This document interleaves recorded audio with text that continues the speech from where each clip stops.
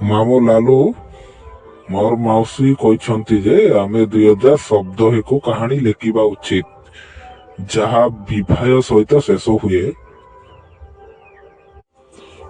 କେଉଁ ଶ୍ରେଣୀ? ପ୍ରାଥମିକରୁ।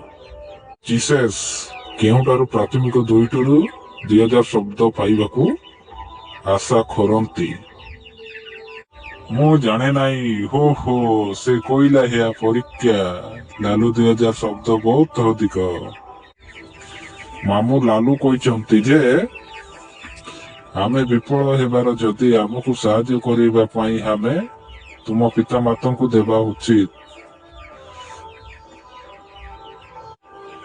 ହଁ, ଲେଖ। ଦିନେ ମୁଁ ସ୍କୁଲରୁ ଫେରୁଥିଲି। ମୁଁ ଜାଣେ ପୋଲିସ ଲୋକମାନେ ସାଇରନ୍ ଉଡ଼ାଇ